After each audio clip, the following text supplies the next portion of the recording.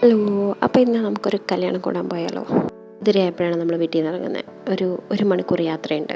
ആമയില്ലാതെ എന്താഘോഷമല്ലേ. ഈ കോളേജിൽ പഠിക്കുന്ന ഒരു ഫ്രണ്ടിൻ്റെ കല്യാണമാണ് കേട്ടോ. അങ്ങനെ ഒരു മണിക്കൂർ യാത്രയൊക്കെ കഴിഞ്ഞ് ഞങ്ങൾ എൻജോയ് ചെയ്ത് ലാസ്റ്റ് അവിടെ എത്തി. ഒരു 10-10:45 ആയപ്പോൾ അവിടെ എത്തി.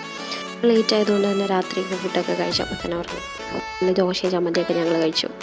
അപ്പോൾ തൊട്ട് ആമി ഫുൾ എൻജോയിങ്ങിലാണ്. അടുത്തത് നമ്മുടെ മെഹന്തി ചടങ്ങാണ്. നമ്മൾ കുറച്ച് ഡിസൈൻസൊക്കെ കാണിച്ചു. ലാസ്റ്റ് നമ്മൾ ചൂസ് ചെയ്ത ഒരെണ്ണം ഇട്ട് പോകാനുള്ള സമയമായി. ഇപ്പോൾ പെണ്ണിവിടെ റെഡി ആയിട്ടുണ്ട്. സാരി കൊടുത്ത് ബാംഗിൾസൊക്കെ ഇട്ട് അതിൻ്റെ ഇടയിൽ കൂടെ സമയം കിട്ടിയപ്പോൾ ഞാൻ ഇതൊക്കെ കൈ കിട്ടിയതൊക്കെ വരുമാനത്തിട്ടിട്ടുണ്ട്.